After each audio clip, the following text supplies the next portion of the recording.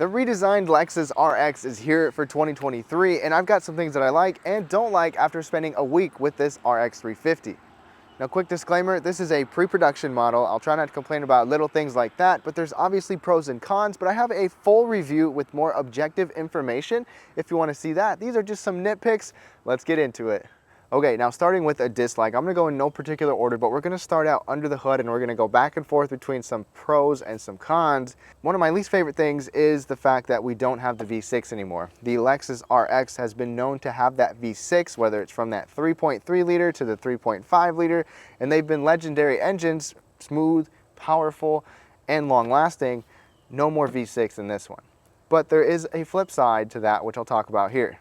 Now my first like, the pro, we're still under the hood, it's that we have so many different options of different powertrains. So the V6 is replaced with a 2.4 liter turbocharged engine, but we also have different hybrid options as well. A really efficient hybrid like the Highlander to the mid or upper 30s of miles per gallon. And then you have the Sport Performance, which is the 500H model, which is going to give you over 400 pound-feet of torque and push this thing 0 to 60 in less than 6 seconds. So you've got a super efficient option, you've got a fun to drive but still efficient option, and then later we'll even get the plug-in hybrid. We don't have that yet, but that should be coming with the RX, so you can have pure electric range and then hybrid efficiency after that. So I like that they gave us new options even though we don't still have the V6. Now the next thing is Lexus went and actually gave us a digital display right here. So first of all, it looks very similar to what other older Lexus models have. Same kind of colors and design here, but it's small and it's really not even customizable at all. You get big customizable displays and tons of different information on different vehicles, but really the only thing that you can change is a little bit of the layout. So if I go ahead and go to sport mode, it changes that. Eco mode will go a little bit differently too. But like the main information down there, like trip computer stuff or different things that you want to see, you have to change actually with this display here. It's really weird. The steering wheel controls, which I'll talk about in a second, don't really control that much. It just is kind of weird. It's not really typical Lexus. I was hoping to have maybe a better display or a better customizable display with more information.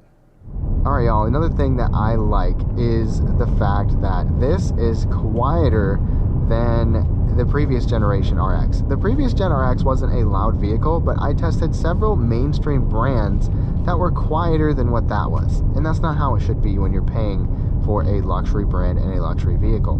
This has laminated glass over here to help block out wind noise, hardly any wind noise in here.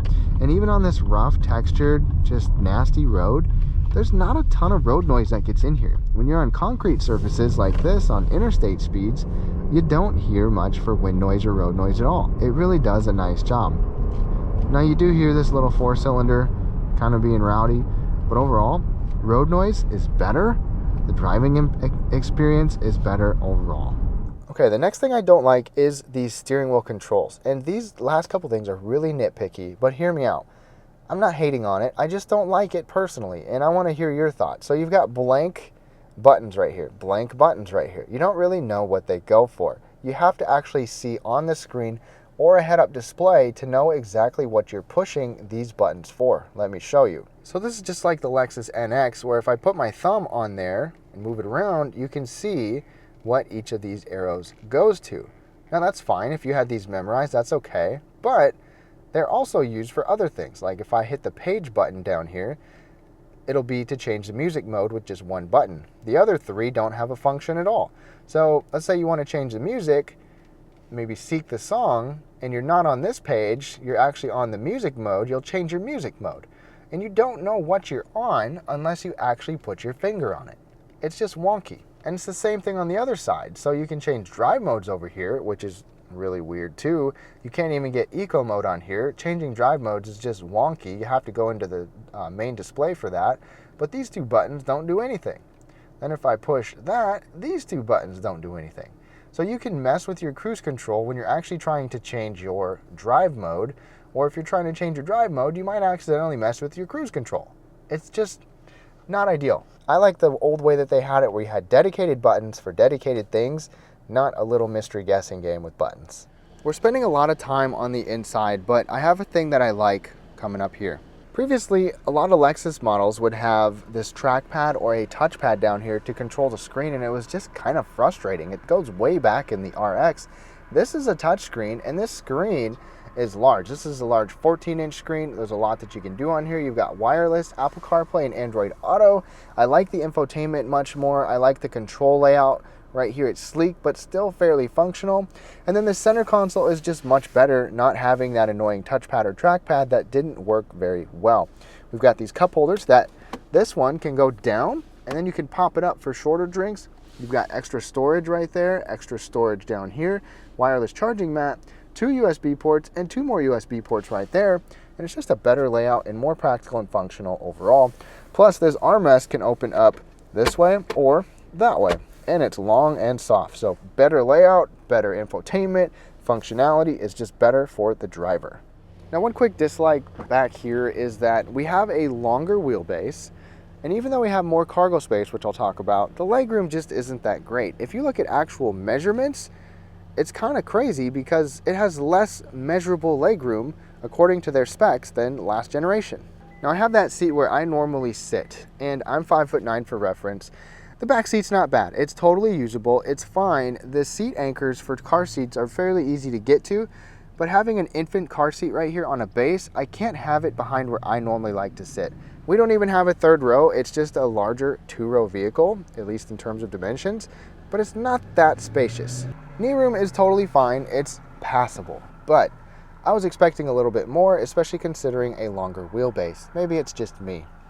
Okay, another thing I like, we're back under the hood, is Lexus has been known for reliability. You can't deny that. You'll see Lexus and Toyota models that are well into the multiple 100,000 miles of people driving them relatively problem-free. The thing with that is, even though we get rid of the V6, all of these power plants give you direct and port injection. It's not just gasoline direct injection, which has been known to cause problems. So hopefully longevity is on our side.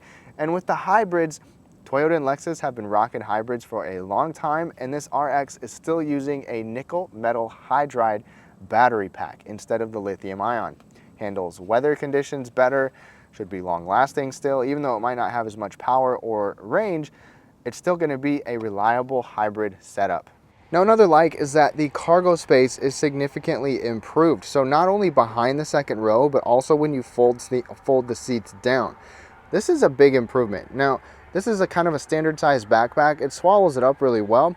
The previous gen was not great at all. This one even still has hooks for a bag or a cargo net. You've got a hook on each side for grocery bags, a 12-volt power outlet. This tonneau cover can still cover it. Power folding seats back here as well. So I mean, you're all set back here. Plus there's even some storage under the floor, which also includes a spare tire and your jack kit, but there's extra space for maybe jumper cables. This is a big pro to me because the previous gen just did not have very much space, and I'm glad that they improved that. Now, my next like is hopping inside at night. There's a couple different things. It's two-factor. We have brand new themed ambient lighting with different colors. So you can have all kinds of different colors, different brightnesses, and different zones. And it's this Mark Levinson audio system. So it just makes for a really nice interior. It sounds fantastic. Plug in your headphones because I've got binaural audio going right now for left and right realistic sound. Let's take a listen.